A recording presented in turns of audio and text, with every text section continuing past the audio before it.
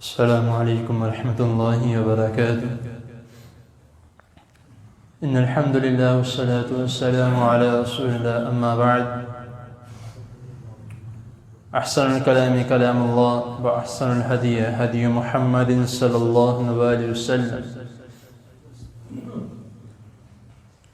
حضرات محترم،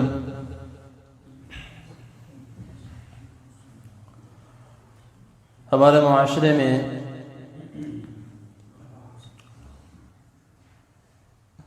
ہر مسلمان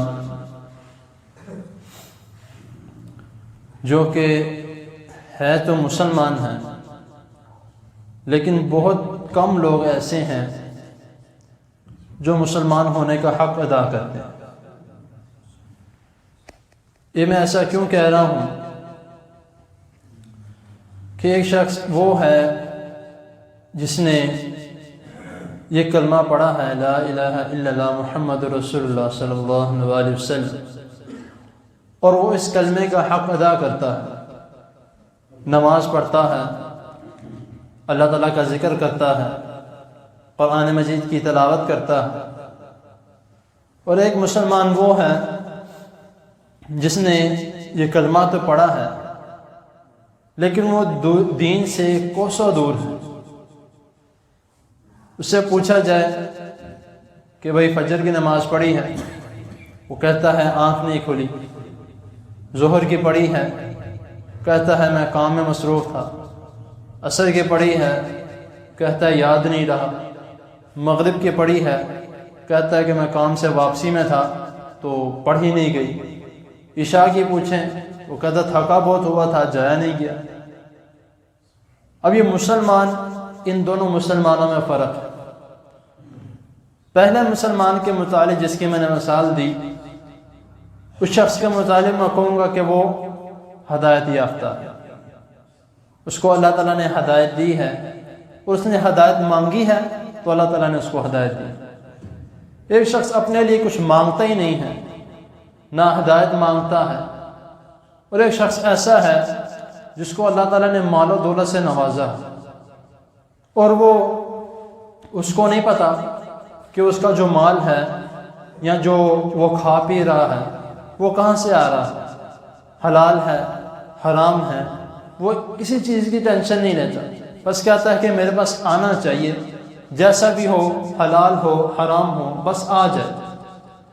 اور بہت سے لوگ آپ نے ایسے بھی دیکھے ہوں گے جن کے پاس وافر مقدار میں اللہ تعالیٰ نے ان کو مال دیا ہے، لیکن وہ اس میں سے خرچ نہیں کرتے، اپنے گھریلو معاملات میں، اپنے کاروباری سلسلے میں بہت پیسہ لگا دیں، لیکن جب ان کو کہیں گے کہ بھائی یہ فلاں بندہ غریب ہے، ضرورت مند ہے، اس کو کچھ پیسوں کی ضرورت ہے تو آپ کو اس کی مدد کرنی چاہیے، تو اس کے دل کو پتہ نہیں کیا ہوتا ہے، وہ کہتا ہے کہ میں کیا ہوگا، میرے پیسے کدھر جائیں گے، ڈوب نہ جائیں، یہ نہ ہو جائے، وہ نہ ہو جائے، تو وہ ہیلے بہانے شروع کر دیتے۔ تو ایسے مال و دولت کا، ایسے وافر مقدار میں مال ہونے کا کوئی فائدہ نہیں کہ جب تک ایک انسان مال ہونے کے باوجود بھی وہ غریبوں پر خرچ نہ کرے۔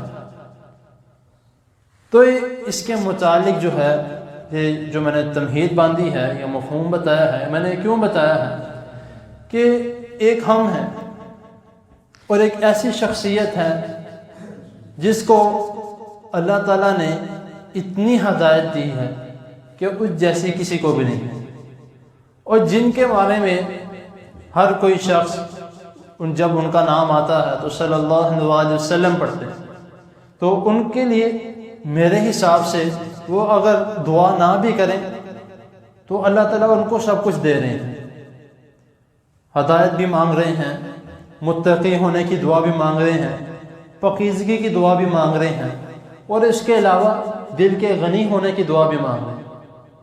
اب رسول اللہ صلی اللہ علیہ وسلم کے پاس یہ سب کچھ موجود ہے، کوئی یہ نہیں کہہ سکتا کہ ادھر یہ غلطی ادھر یہ غلطی، نعوذ باللہ۔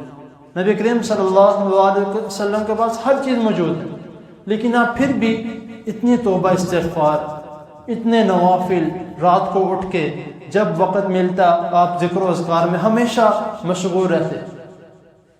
تو ہمیں سیکھنا چاہیے. ہم نے جو کلمہ پڑھا ہے لا الہ الا اللہ محمد رسول اللہ صلی اللہ علیہ وسلم، ہمیں اس کا حق ادا کرنا چاہیے. اس کا حق ہم کس طرح ادا کریں گے؟ رسول اللہ صلی اللہ علیہ وسلم کے احکامات پر عمل کر کے، قرآن مجید پر عمل کر کے. تو ایک میں چھوٹی سی دعا کے متعلق آپ کو بتاتا ہوں. یہ چھوٹی سی دعا ہے، 5 سے 6 لفظ ہیں اس دعا، اور یہ مختصر سی دعا میں ہماری زندگی کے تمام معاملات شامل ہیں. وہ کون سی دعا ہے؟ صحیح بخاری میں یہ حدیث موجود ہے، صحیح مسلم میں، کہ حدیث نمبر 6904 6904 کہ حضرت عبداللہ بن مسعود رضی اللہ تعالی عنہ وہ بیان کرتے ہیں کہ رسول اللہ صلی اللہ علیہ وسلم اکثر یہ دعا مانگا کرتے چلتے پھرتے کثیر تعداد میں. وہ کون سی دعا ہے؟ اللہم انی اسألوک الہدی والتقی والعفاف والغنی. چھوٹی سی دعا، جس طرح میں نے کہا کہ صرف 6 لفظوں کی دعا ہے. اللہم انی اسألوک الہدی والتقی والعفاف والغنی. مختصر سی دعا ہے. تو اس میں کیا ہے؟ اللہم انی اسألوک الہدی، اے اللہ میں آپ سے سوال کرتا ہوں ہدایت کا، والتقی تقوی پرہیزگاری کا، والعفاف پاک دامنی کا، والغنی دل کا غنی ہونے کا. جس شخص کا دل غنی نہیں ہے اس کے پاس جتنا مرضی مال و دولت ہو وہ کسی کو کوئی نہیں دے سکتا. ایک شخص جتنا مرضی پرفیوم لگائے، جتنے مرضی امپورٹنٹ شاوروں سے نہائے، جب تک اس کے اندر پاکیزگی نہیں ہے، والعفاف جب تک اس کے اندر پاکیزگی نہیں ہے وہ بالکل ناپاک ہے. والتقی شخص پرہیزگار، جب تک اس کے اندر عاجزی نہیں ہے، پرہیزگاری نہیں ہے، وہ جیسا مرضی ہو، جتنے مرضی اعمال کرتا ہو، جب تک اس کا دل خالص نہیں ہے وہ کچھ بھی نہیں ہے. والہدی ہدایت یافتہ، جس طرح میں نے کہا کہ ایک شخص مسلمان ہے لیکن نماز نہیں پڑھتا، قرآن کی تلاوت نہیں کرتا تو کوئی فائدہ نہیں. تو اس لیے اللہ تعالیٰ سے یہ تمام چیزیں جو ہیں وہ مانگنی چاہیے. خوبصورت دعا آپ کے سامنے جو میں نے ابھی بیان کی ہے، تو اللہ تعالیٰ کی حضور دعا ہے اللہ تعالیٰ ہمیں صحیح دین کو سمجھنے کی، اس پر عمل کرنے کی توفیق عطا فرمائے. اللہ تعالیٰ ہمیں اس دعا کو پڑھنے کی توفیق عطا فرمائے. جزاکم اللہ خیر، وآخر دعوانا الحمد للہ رب العالمین.